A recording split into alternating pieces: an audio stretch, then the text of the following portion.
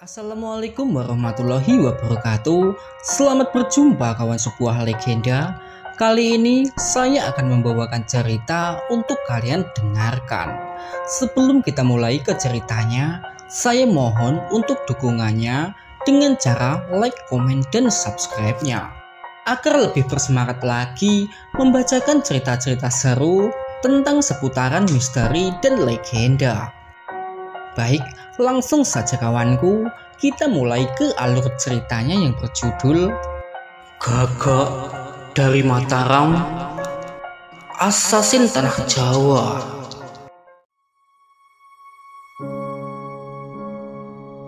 Di tengah malam di mana cahaya lembut dari Sang Hyang Chandra sedang menerangi lebatnya hutan Mataram bagian sebelah timur, tampak seorang gadis berdiri tertegun sembari menatap ke arah seorang pemuda yang sedang terbaring dengan luka di sekujur tubuhnya. Pancali melihat dengan seksama Barek yang sedang dalam kondisi tidak berdaya. Entah mengapa jantung Pancali tiba-tiba berdebar-debar memikirkan perlakuan baik seorang Barek kepadanya. Kenapa? Sebenarnya ada apa denganmu? Apa aku begitu berharga bagimu? Kenapa kamu rela berkorban nyawa untukku? Ucap Pancali dengan mata yang berbinar-binar. Disusul gadis itu membawa tubuhnya bersimpuh bermaksud memeriksa kondisi Barek, hingga sebuah senyuman yang mengembang di wajahnya setelah tahu Barek masih bernafas. Dengan susah payah Pancali menyeret tubuh Barek ke arah api unggun bermaksud agar binatang buas tak lagi mendekat. Malam itu di depan api unggun, Pancali menjaga Barek yang sedang pingsan hingga Barek yang mengigau dalam pingsannya. Air. Suara lirih yang keluar dari mulut Barek. Mendengar itu Pancali bergegas mengambil wadah air minum dari kulit kerbau yang tergeletak tak jauh dari tempatnya. Terlihat gadis itu menaruh kepala Barek di pangkuannya sembari memberikan apa yang Barek minta. Minumlah tuan, ucap Pancali kepada Barek yang masih dalam kondisi pingsan. Sekali lagi Pancali tersenyum saat melihat Barek meneguk air yang ia berikan. Barek sedang dalam kondisi kurang baik. Terlihat jelas dari wajah pucat pasi serta keringat dingin yang keluar membasahi sekujur tubuh pemuda itu.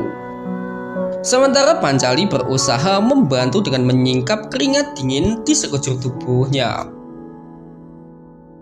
Sementara itu berjarak 5.000 tombak dari tempat Pancali dan Barek berada, nampak 3 api obor yang menerangi perjalanan Argasena dan Balapati serta Laila Bagum guna mengejar Barek yang telah membawa kabur Pancali. Sebaiknya kita istirahat dulu, ujar Argasena kepada Balapati yang berjalan di depannya. Balapati menatap ke arah atas di mana kedudukan Sang Hyang Chandra telah bergeser jauh ke arah barat, pertanda sebentar lagi pagi akan tiba. Balapati menyanggupi ajakan Argasena dengan membawa tubuhnya beristirahat di bawah sebuah pohon. Sepertinya letih dan kantuk melanda mereka setelah hampir semalaman berjalan menembus hutan belantara. Kenapa kalian berhenti? Tanya Laila Begum kepada sepasang adik kakak itu. Biarkan kami istirahat sebentar. Laila tak menggubris ucapan Balapati dengan kembali melangkahkan kakinya. Laila, tunggu, ucap Argasena mendapati Laila berjalan meninggalkan mereka. Laila tak memperdulikan panggilan Argasena dengan terus melangkah dikarenakan mengkhawatirkan keselamatan Pancali. Laila, apa kamu yakin Barek pergi ke sana? Mendengar itu Laila segera menghentikan langkahnya. Disusul gadis itu menoleh ke belakang di mana sepasang adik kakak sedang beristirahat. Argasena, Balapati, ingat Pancali dalam bahaya. Apa kalian tidak takut terjadi apa-apa dengannya? Tanya Laila Begum seolah sengaja menyindir kedua pendekar itu. Mendengar itu mereka saling bertukar pandangan. Disusul mereka yang bangkit guna melanjutkan perjalanan. Selang beberapa saat mereka kembali terhenti. Ada apa lagi kalian berhenti? Tanya Laila kepada Argasena yang mendadak berhenti. Ada harimau. Ucap Argasena setelah mendapati jejak kaki harimau bersanding dengan jejak kaki Barek. Maksudmu? Lihat ini, sepertinya harimau sedang mengincar Barek dan Pancali. Ujar Argasena sembari menunjuk jejak yang terletak di atas tanah. Sebaiknya kita bergegas, sepertinya mereka belum pergi terlalu jauh dari sini. Waktu berjalan dengan cepat, tak terasa gelapnya malam mulai memudar bersama secercah cahaya di langit. Pertanda pergantian waktu sedang terjadi. Sementara itu di dalam lebatnya hutan belantara, tampak Barek yang masih terbaring tak sadarkan diri di pangkuan Pancali. Hingga Pancali perlahan membuka matanya setelah tadi sempat tertidur dalam posisi bersimpuh sembari memangku kepala Barek. Pancali menatap tajam wajah Barek yang telah melewati masa kritisnya. Dan dengan perlahan Pancali menurunkan kepala Barek dari pangkuannya. Disusul Pancali meraih wadah air yang telah kosong. Pagi itu Pancali mengayunkan langkahnya meninggalkan Barek dalam masih kondisi pingsan, bermaksud mencari sumber mata air. Setelah menempuh jarak sekitar 50 tombak dari tempatnya, semua langkah Pancali terhenti setelah melihat air terjun setinggi 2 meter yang berada tak jauh dari hadapannya. Disusul gadis itu berjalan mendekat bermaksud mengisi air ke dalam wadah yang ia bawa, hingga segarnya air yang mampu menggodanya untuk sekedar membasahi tubuhnya. Pancali segera menaruh wadah air yang ia bawa ke atas sebuah batu besar yang berada tak jauh dari tempatnya. Disusul gadis itu yang menanggalkan sebagian pakaiannya hanya dengan meninggalkan kain jarik yang menutupi bagian sensitif yang ada pada dirinya. Pagi itu Pancali menikmati segarnya air yang mengguyur tubuhnya, memanjakan tubuhnya dengan air segar persembahan dari alam. Sementara itu, nampak Barek perlahan membuka sepasang mata. Pancali, ucap Barek mencari keberadaan Pancali yang tak berada di tempatnya. Barek memindai sekelilingnya. Barek kebingungan setengah mati. Terlihat jelas dari wajah khawatir yang sedang menghinggapinya hingga ia mendengar suara gemericik air di kejauhan. Barek bergegas membawa tubuhnya menuju ke sumber suara. Sementara itu Pancali terlena akan segarnya air yang sedang mengguyur tubuhnya, hingga wanita itu yang teringat akan Barek. Disambut gadis itu berjalan menuju ke tempat di mana ia meninggalkan pakaiannya. Bergegas Pancali mengenakannya kembali. Semoga saja dia sudah bangun. Gumam Pancali sembari melangkah menuju ke arah batu besar di mana tadi wadah air minum ia letakkan. Hingga ia yang terbelalak saat hendak mengambil wadah air minum yang berada di atas batu, dikarenakan keberadaan seekor ular kobra yang sedang mengangkat kepalanya bermaksud mematuk tangannya, hingga gadis itu menelan ludah karenanya.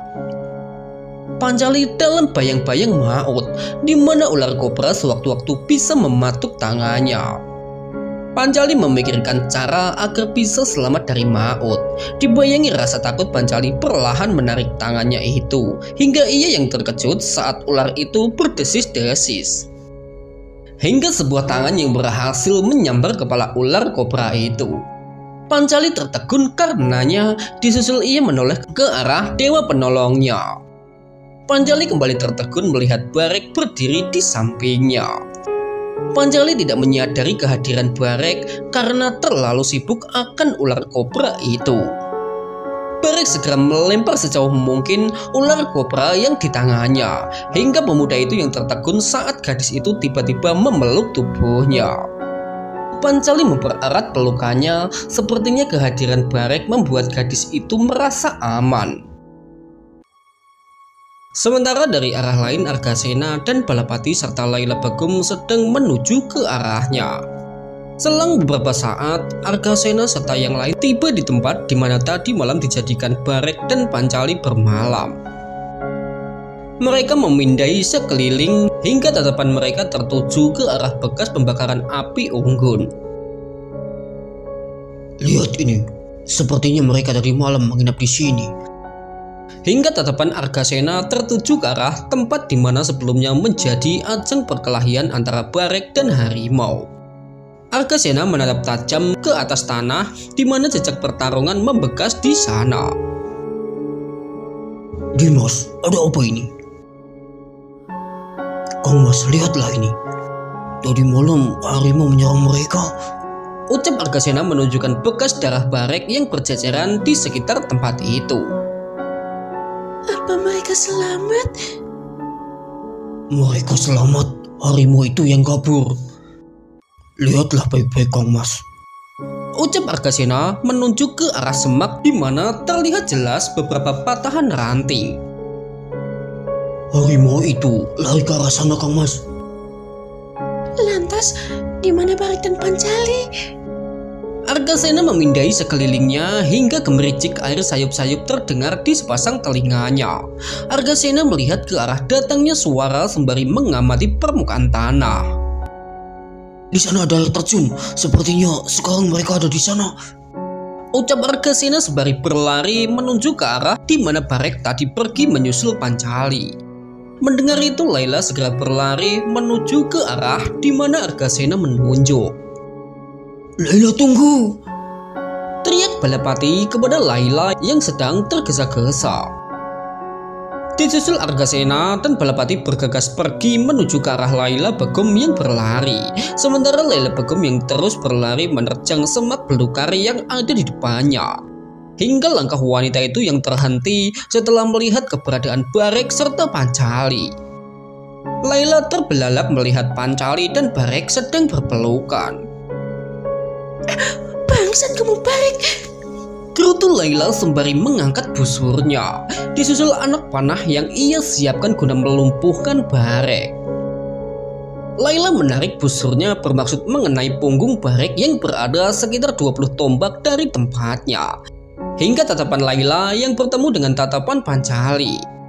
Sesaat Layla sedikit ragu sampai ia yang melepas tali busur yang serta-merta disambut anak panah melesat menuju ke sasarannya. Sementara Pancali segera menarik tubuh Barek bermaksud memasang badan kepada pemuda dari Segoroyoso yang telah beberapa kali menyelamatkan nyawanya. Awas Tuan!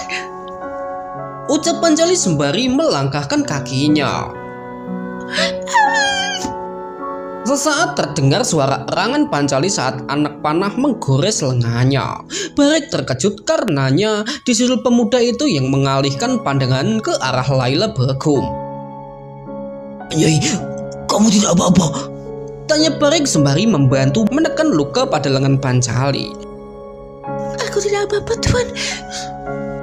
Hingga tanpa Barek sadari Layla sedang berlari ke arahnya sembari mengayunkan busur di tangannya. Menjauhlah dari Pancali! Teriak Layla Begum sembari menghantamkan busur ke kepala Barek. Sesaat terdengar saat busur berhasil menghantam kepala Barek dari samping. Seketika Barek terjengkang ke samping karena kuatnya hantaman yang Layla berikan. Tampak Barek yang sempoyongan karenanya, hingga Layla yang mencabut pisau belatinya bermaksud menyerang Barek. Tentu saja Barek tak tinggal diam. Dengan memasang kuda-kuda bertahan, pertarungan antara dua asasin dari Segoroyoso tak terelakkan lagi. Layla berkali-kali menyerang dengan pisaunya, berkali-kali pula menghujamkan pisaunya, dengan sesekali mencoba menebas tubuh Barek, yang semuanya mampu dihindari dengan baik oleh murid kebanggaan Ki Jafari itu. Layla, hentikan! Jangan paksa aku! Ucap Barek yang sepertinya tidak sungguh-sungguh melawan Layla Begum. Bangsat, kamu telah membunuh Kang Mas Bahiri. Sekarang kamu ingin menyakiti sahabatku. Ki Jafari yang memberiku perintah. Bahiri berkhianat. Kalian ingin meninggalkan Segoroyoso? Ucap Barek meladeni ucapan Layla Begum yang sedang dilanda amarah. Tutup mulutmu, bangsat! Teriak Layla Begum dengan kembali menyerang Barek. Barek tidak mau meladeni Layla Begum hingga Argasena dan Balapati yang tiba di sana. Pancali, kamu tidak apa-apa? Tanya Balepati kepada Pancali yang sedang meringis kesakitan sembari menekan luka robek yang ada pada lengannya. Aku tidak apa-apa. Kamus, bantu Laila. Ucap Argasena setelah melihat Laila sedang mendapat bantingan dari Barek. Jangan. Ucap Pancali kepada Argasena dan Balepati. Mendengar itu sepasang adik kakak itu mengerutkan kening karenanya. Hingga mereka yang tidak mau maju membantu dikarenakan Laila sedang dihajar Barek. Laila terjerembab setelah sebuah tendangan samping mengenai kepalanya. Hingga sebuah tendangan Balepati lepaskan ke arah Barek yang mampu dihindari dengan baik oleh pemuda itu. Disusul sebuah pukulan yang Argasena persembahkan untuknya.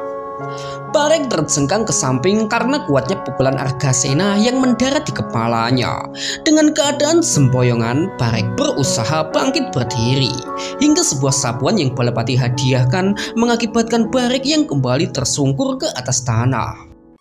Perkelahian seketika berubah menjadi pergulatan di atas tanah dengan sepasang kakak beradik itu berusaha mengunci tubuh Barek. Mengakibatkan Barek yang meronta-ronta mencoba melepaskan diri. Melihat itu Laila Begum segera mengambil pisaunya bermaksud mengakhiri perlawanan Barek. Mati saja kamu pembunuh. Ucap Laila Begum sembari mengangkat pisau belatinya tinggi-tinggi bermaksud menghujamkan ke arah jantung Barek. Barek tak gentar melihat niat Laila Begum, jelas dari senyum yang mengembang di wajahnya.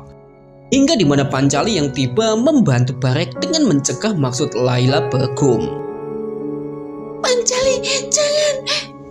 Teriak Laila Begum mendapati Pancali sedang memegang tangannya. Laila, jangan! Ampuni dia! Pancali, ada apa denganmu? Dia pembunuh berdarah dingin. Dia telah menculikmu. Pancali menggeleng-gelengkan kepala sembari terus memegang tangan Laila Begum seolah rasa sakit di lengan gadis itu menghilang. Pancali, lepasku. Ucap Balepati yang sedang memegangi sepasang kaki Barek. Pancali kembali menggeleng-gelengkan kepala hingga Pancali yang berhasil merebut pisau Laila Begum. Barek segera meronta sekuat tenaga dikarenakan konsentrasi Balepati dan Argasena yang teralihkan. Balepati terjengkang saat kaki Barek berhasil menendangnya, hingga Barek yang mengubah keadaan dengan berhasil mengunci Argasena yang sebelumnya mengunci lehernya. Mundur atau dia mati. Ucap Barek dengan mencekik Argasena dengan lengannya. Argasena meronta-ronta dengan wajah memerah karena kesulitan bernapas. Dasar bangsat, kamu pengecut, beraninya menggunakan wanita sebagai alat. Teriak Laila Begum yang emosi atas apa yang terjadi. Pancali tertegun melihat Argasena sedang meronta-ronta dikarenakan kuncian Barek ke leher pendekar Sekar Buana. Begitu juga Balepati yang sedang mengkhawatirkan kondisi adiknya. Sementara Laila Begum yang mengeluarkan ucapan bernada umpatan kepada Barek. Barek tak bergeming sembari terus mencekik Argasena hingga pisau di tangan Pancali yang terlepas jatuh ke atas batu sungai. Seketika perhatian Barek tertuju ke arah Pancali. Tuhan, tolong lepaskan Kang Mas Argasena. Rintih Pancali menyadari Argasena sedang berada dalam bahaya. Nyai. Barek menatap sekelilingnya di mana Balepati dan Laila sedang menatap penuh dengan amarah. Barek memikirkan dengan seksama apa yang akan terjadi bila ia melepaskan Argasena. Barek menggeleng-gelengkan kepalanya pertanda ia enggan menuruti permintaan Pancali. Tuhan, lepaskan Kang Mas Argasena, biar aku yang menggantikannya. Nyai, tolong jangan menangis. Ucap Barek sembari meneteskan air mata dikarenakan cinta Barek mengalahkan nafsu membunuhnya. Mendengar itu Balepati dan Laila saling bertukar pandangan. Sementara Pancali yang terus menangis menyesali perbuatannya yang mengakibatkan Argasena dalam bahaya. Tuhan, tolong. Rintih Pancali yang tak mau kehilangan seorang sahabatnya yang telah lama berjuang bersamanya. Mendengar suara rintihan Pancali, Barek tertegun. Bersamaan dengan kuncinya yang perlahan melonggar yang segera disambut Argasena melepaskan diri. Barik menjatuhkan diri dengan posisi bersujud sembari menangis terseduh-senduh. Barik tak kuasa melawan perasaan yang sedang dihembuskan oleh Sang Pencipta dalam hatinya. Suara keras yang terdengar saat busur patah dikarenakan hantaman Layla yang dihadiahkan ke Barik mengakibatkan Barik yang seketika pingsan karenanya. Balapati, berikan pedangmu, ucap Layla Begum seperti orang kesetanan. Balapati tak menjawab Layla Begum dikarenakan pemuda itu masih bingung dengan apa yang terjadi. Hingga Layla yang merebut pedang di tangan Balapati. Layla bermaksud menebas leher Barik yang sedang tak sadarkan diri itu. Hingga Pancali yang memasang badan untuk melindungi Barik. Minggir Pancali, orang ini pantas mati, ucap Layla Begum yang siap memenggal kepala Barik. Tidak akan. Tolong Layla, ampuni nyawanya. Layla menggeleng-gelengkan kepala pertanda ia tak bergeming dengan maksudnya. Tolong Layla, Maha Guru pernah bilang Tuhanmu Maha Pengampun dan Maha Penyayang. Tolong ampuni dia, tunjukkanlah belas kasih-Mu. Mendengar ucapan dari Pancali, tampak Layla yang tertegun hingga ia yang menurunkan pedangnya. Layla, sebaiknya kita bawa Barik kepada guru, biar Maha Guru yang memutuskan apa yang akan kita lakukan kepada Barik, ujar Balapati menasehati Layla Begum yang mulai tenang. Layla membawa pedangnya kepada Balapati hingga gadis dari Segoro Yoswa itu yang menyerahkan pedang kepada pemiliknya. Ya sudah, ikat dia. Jangan sampai dia berbuat macam-macam atau aku akan benar memenggal kepalanya, ucap Layla Begum sembari membawa tubuhnya melangkah pergi menuju ke tempat di mana semalam Pancali dan Barik menginap. Mendengar itu Balapati segera mencari bahan tali untuk mengikat sepasang tangan Barik. Argasena yang masih terdiam dikarenakan tak menyangka bisa selamat dari maut. Hingga pemuda itu yang bangkit guna membantu saudaranya mencari bahan tali untuk mengikat sepasang tangan Barik. Sementara Pancali yang terus memeluk tubuh lelaki yang kembali bersedia mempertaruhkan nyawanya demi dirinya. Pancali minggirlah, ucap Balapati yang datang membawa tali untuk mengikat sepasang tangan Barik. Beberapa waktu kemudian terlihat Balapati yang membawa tubuh Barik menuju ke tempat di mana Layla Begum sedang menunggu. Sementara Pancali berjalan tersayut-sayut di belakang sembari menatap ke arah Barik yang pingsan di gendongan Balapati. Pancali, sebenarnya ada apa denganmu? Tanya Argasena yang berjalan di sampingnya. Mendengar pertanyaan dari Argasena, Pancali kembali meneteskan air mata. Pancali, jangan bilang kamu mencintainya, ucap Argasena menduga-duga. Pancali tak menjawab dengan ucapan, namun raut wajah serta sorot mata pada wanita itu menjawab semuanya. Hingga Argasena yang menghentikan langkahnya setelah melihat raut wajah pada Pancali yang menunjukkan bahwa dugaannya benar adanya. Pagi itu Argasena tahu bahwa Pancali jatuh cinta kepada Barik. Argasena menghela nafas panjang disusul langkah yang kembali ia ayun guna menyusul kawan-kawannya. Sesaat kemudian di tempat di mana semalam digunakan Barik dan Pancali menginap, tampak Barik yang terbaring pingsan di bawah sebuah pohon ditemani oleh Pancali. Sementara tak jauh dari tempatnya, Layla Begum dan Argasena serta Balapati yang sedang berkumpul. Sekarang kita kemana? Tentu saja menemui Maha Guru. Sebaiknya kita kembali dulu ke tempat Birantro, usul Argasena. Ya sudah Dimas, aku setuju denganmu Dimas. Pancali harus ikut pulang ke Padepokan. Bagaimana Layla? Apa kamu setuju? Ya sudah, terserah kalian, jawab Layla yang masih diselimuti kekesalan karena tak bisa membalaskan dendamnya. Selang beberapa saat bersama posisi dari Sang Hyang Surya yang merangkak naik ke atas kepala, tampak mereka yang kembali menyelusuri jalan yang tadi malam mereka lalui. Balapati yang sedang menggendong tubuh Barek mendadak berhenti setelah melihat keberadaan bukit tak jauh dari tempat rombongannya. Disusul ia yang menurunkan tubuh Barek. Melihat itu Laila serta yang lain ikut berhenti. Ada apa Kang Mas? Dimas, sebaiknya kamu pergi ke atas bukit itu.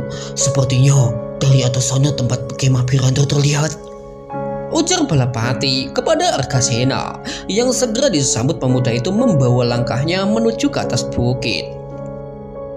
Balapati serta yang lain menunggu dengan sabar sembari melepas lelah setelah menempuh hampir setengah perjalanannya menuju kemah Pirandra. Sampai Argasena yang kembali dari tugas mengintainya. Bagaimana Dimas? Kang Mas, mereka sudah berangkat, jawab Argasena setelah tadi melihat butiran debu yang berterbangan di kejauhan, pertanda ratusan kuda dan beberapa pedati sedang melakukan perjalanan. Ya sudah, kita kembali saja ke tempat guru. Lalu bagaimana dengan Pancali? Pancali ikut bersama kita saja, jawab Balapati sembari kembali mengangkat tubuh Barek ke bahunya. Disusul langkah pemuda yang kekar itu ayunkan guna menuju tempat di mana semalam rombongan Pirandra berkemah. Bersama dengan posisi Sang Hyang Surya yang telah berada di atas kepala, mereka tiba di tempat tujuannya. Tampak suasana yang sebelumnya ramai sekarang terasa sunyi senyap hingga di mana seorang Srikandi berjalan menghampiri mereka. Srikandi itu bernama Ratih. Wanita itu ditugaskan menunggu di sana guna membawa Pancali pergi menyusul rombongan Pirandra. Ratih, Kang Mas Balapati. Ratih, kenapa kamu masih di sini? Tanya Balapati kepada Ratih yang sedang berjalan menghampiri tubuh Barek. Kang Mas Pirandra menyuruhku menunggu kalian. Kami yakin kalian pasti bisa menangkap penjahat ini, ucap Ratih sembari menarik rambut Barek dengan kasar guna melihat wajah orang yang berani menculik Pancali. Tampak Ratih yang tersenyum menyeringai melihat wajah Barek yang sedang tak berdaya. Hingga Pancali yang spontan mendorong tubuh Ratih mengakibatkan Ratih hampir terjengkang karenanya. Pancali, ada apa denganmu? Tanya Ratih mendapati perlakuan Pancali tidak seperti biasanya. Dia manusia Kakang Mbok, perlakukan dia dengan baik, ucap Pancali sembari menatap tajam ke arah Ratih. Mendengar itu Ratih terdiam 1000 bahasa sampai suara Laila yang terdengar berusaha mencairkan ketegangan. Kakang Mbok, maaf busurmu tak bisa digunakan lagi. Tidak apa-apa Laila, yang terpenting Pancali sudah kembali dengan selamat, ucap Ratih sembari menatap Pancali. Mendengar itu Pancali tertunduk karena perhatian seorang Ratih. Maafkan aku Kakang Mbok, ucap Pancali dengan nada penuh penyesalan. Sudahlah Pancali, sebaiknya sekarang kamu ikut denganku. Kita susul Kang Mas Pirandra. Tidak Kakang Mbok, aku ingin ikut Kang Mas Balapati menemui Mahaguru. Pancali, sebenarnya apa maumu? Tanya Ratih yang mulai tersulut emosi. Pancali, Raden Mahesa membutuhkanmu, ucap Ratih mencoba membujuk Pancali. Mendengar nama Mahesa disebut, Pancali pun terdiam. Untuk sesaat ia ragu akan maksudnya itu, hingga ia melihat ke arah Laila Begum yang seketika kekhawatirannya atas nyawa Barek muncul kembali di benaknya. Kakang Mbok, tolong jaga Raden Mahesa untukku. Kang Mas Argasena, bagaimana ini? Ucap Ratih memohon bantuan dari Argasena guna membujuk Pancali. Mendengar itu Argasena hanya bisa menundukkan kepala. Kang Mas Balapati, gimana ini? Ucap Ratih mengalihkan pandangannya kepada Balapati, sementara Balapati menghela nafas panjang. Ratih, sebaiknya kamu berangkat sekarang. Katakan kepada Pirandra semua baik-baik saja dan biarkan Pancali menentukan pilihannya bersama kami. Selang beberapa waktu Ratih membawa kudanya meninggalkan tempat itu. Tampak Balapati serta yang lain menatap ke arah sepasang kuda yang membawa Ratih serta Srikandi yang lain menuju ke utara, bermaksud menyusul rombongan Birandra. Tak lama kemudian Balapati serta yang lain melanjutkan perjalanan menuju perkemahan Arya Binangun. Sepanjang perjalanan, Pancali berkali-kali melihat wajah Barik yang sedang berada di atas pelana kuda Balapati. Bersama dengan cahaya lembayung senja yang tercipta di luasnya langit cakrawala, terlihat 4 kuda yang keluar dari celah-celah tebing. Sementara di perkemahan terlihat ratusan pendekar yang berkerumun menyambut kepulangan Balapati dan rombongannya. Beberapa pendekar segera membantu menurunkan tubuh Barik dari atas pelana kuda Balapati. Jaga orang ini baik-baik, jangan sampai kalian lengah, ucap Balapati kepada kedua pendekar Sekar Buana. Baik Kang Mas, ucap mereka serentak sembari membawa tubuh Barik ke arah sebuah tenda. Lihat itu Pancali bergegas menyusul kedua pendekar yang sedang membawa tubuh Barik. Sedangkan Argasena dan Balapati serta Laila diikuti ratusan pendekar berjalan menuju ke tenda Arya Binangun. Sementara di dalam tenda yang berada di tengah perkemahan, terlihat Arya Binangun yang sedang bersama Dharmajaya dan Pitaloka, serta Rinjani dan Wiraloka. Sesaat tampak juga Asman yang hadir di sana. Mereka sedang membahas strategi untuk menghadapi Mahaguru dan Nurwenda dari Padepokan Segoro Geni yang sewaktu-waktu bisa menyerang mereka. Hingga suara riuh yang terdengar dari luar tenda, disusul kemunculan Laila dan Balapati serta Argasena. Argasena, Balapati, duduklah, ujar Arya Binangun kepada ketiga pendekar yang baru saja kembali dari perjalanan. Laila, Argasena, Balapati, ceritakan apa yang terjadi. Sore itu Argasena menceritakan semuanya, perihal Barik yang menculik Pancali hingga mereka yang berhasil menyelamatkan Pancali sekaligus meringkus Barik. Di mana dia sekarang? Orang itu masih pingsan, beberapa pendekar sedang menjaganya sekarang. Baiklah, kalian antar aku ke sana, ucap Arya Binangun bermaksud melihat Barik yang sekarang menjadi tawanan Sekar Buana. Selang beberapa waktu, sesaat terlihat Arya Binangun berjalan ditemani Balapati dan Argasena serta yang lain.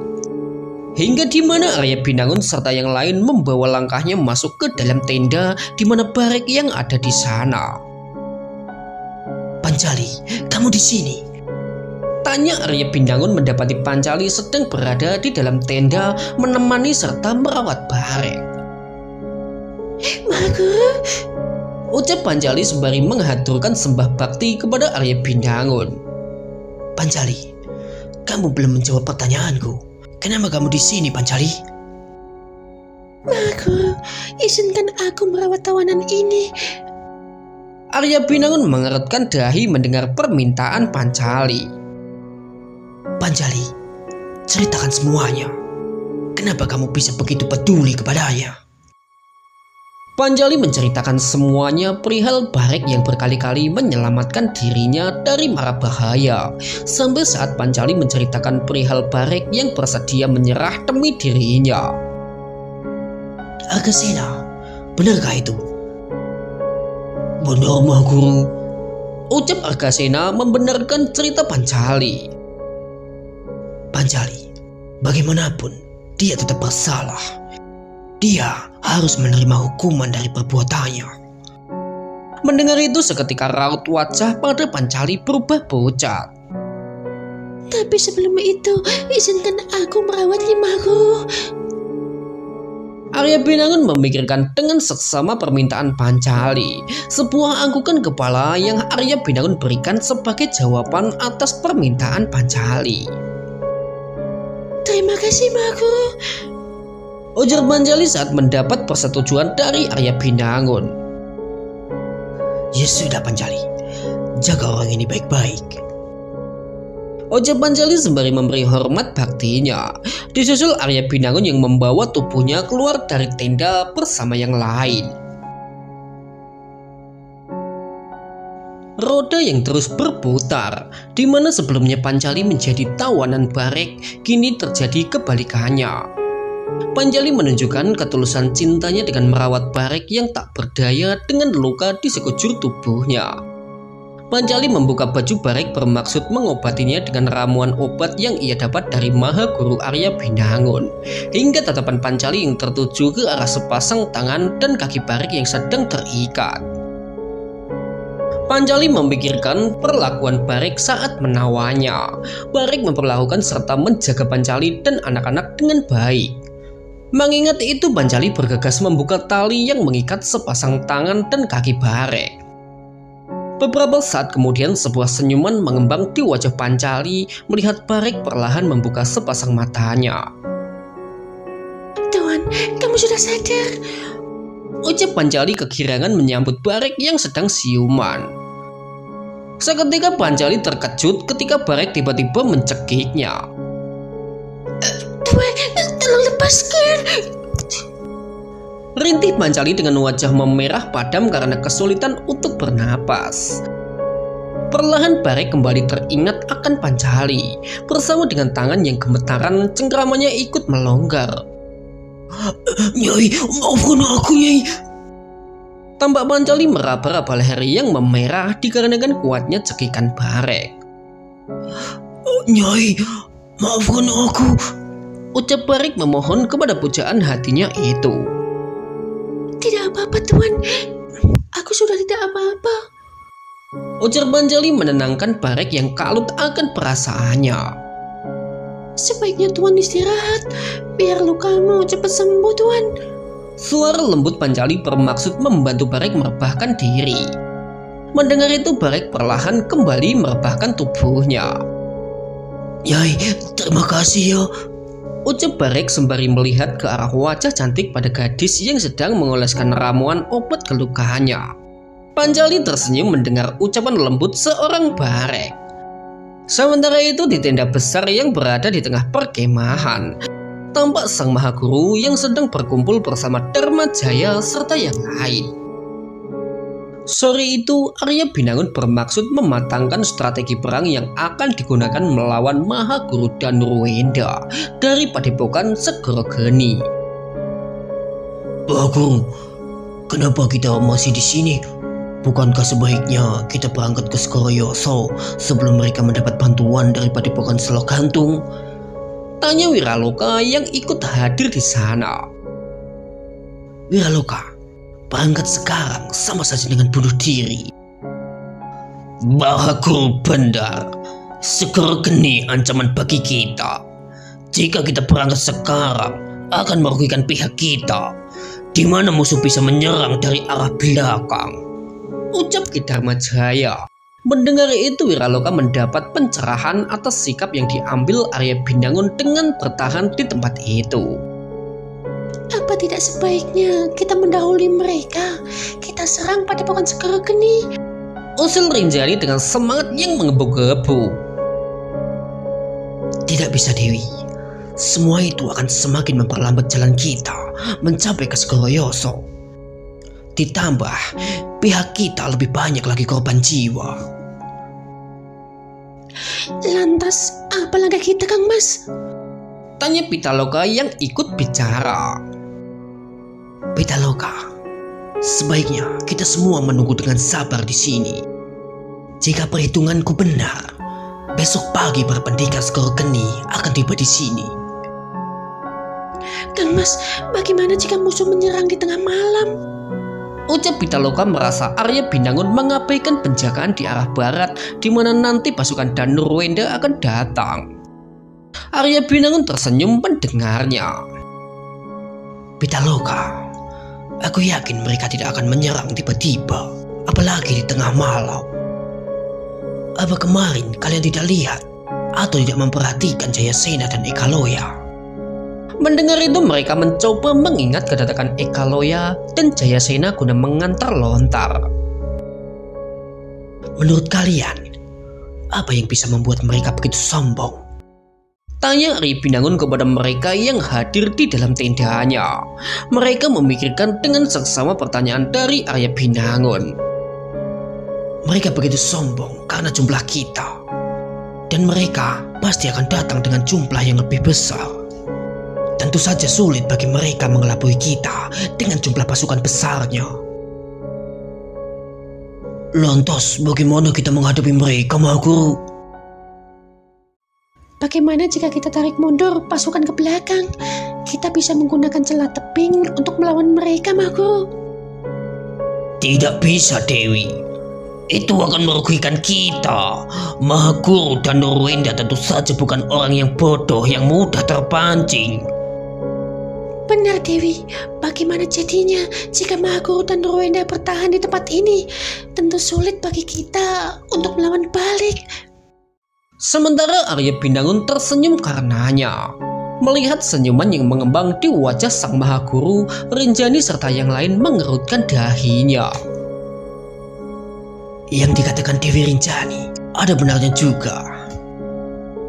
Maha Guru, apa Maha Guru bermaksud memindahkan pertahanan kita ke belakang? Tentu saja tidak, Ki. Aku hanya ingin memanfaatkan keberadaan tebing untuk mengecoh mereka. Maksud Maha Guru? Ki Dharmajaya, dalam siasat perang serta kejutan adalah salah satu kunci kemenangan. Sekarang Ki Dharmajaya pimpin 50 pendekar Sekarbuana, pergilah ke balik tebing, bawa serta 300 kuda yang ditinggalkan rombongan Ki Jafari. Sementara kamu, Pitaloka, kamu pimpin para Serikandi naik ke atas tebing. Kalian bisa membidik dengan baik dari atas sana. Wiraloka dan Dewi Rinjani, kalian tetap di sini bersamaku. Biarkan mereka datang kemari. Kita akan menyambut mereka dengan segala kehormatan, seperti yang Ekaloya pinta. Ucap Arya Binangun dengan senyum keyakinan yang mengembang di wajahnya. Selang beberapa saat, bersama secercah cahaya lembayung senja yang mulai memudar, tampak Ki Dharmajaya beserta 50 pendekar siap membawa 300 kuda yang beberapa hari yang lalu mereka dapat dari rombongan Ki Jafari. Maha Guru, kami berangkat dulu. Ujar Ki Dharmajaya bermaksud pergi memenuhi perintah Arya Binangun. Pergi lagi. Malam ini kalian menginaplah di sana. Pada saatnya, tunggu apa-apa dari kami. Sandika dawuh, Maha Guru. Ucap Ki Dharmajaya menerima perintah. Disusul pria paruh baya itu memberi isyarat agar pasukannya berangkat. Seketika terdengar derap ratusan kaki kuda yang sedang menuju ke celah tebing. Arya Binangun menatap dengan seksama kepergian Ki Dharmajaya ke balik tebing, hingga suara Pitaloka terdengar di sepasang telinganya. Kang Mas, aku juga berangkat sekarang. Ujar Pitaloka yang datang bersama puluhan Serikandi padepokan Sekarbuana. Silakan Pitaloka, persiapkan dirimu dan pasukanmu dengan baik. Sandika dawuh, Maha Guru. Ucap Pitaloka sembari bergegas menuju ke arah barat, bermaksud mengambil jalan menuju ke sisi tebing yang landai.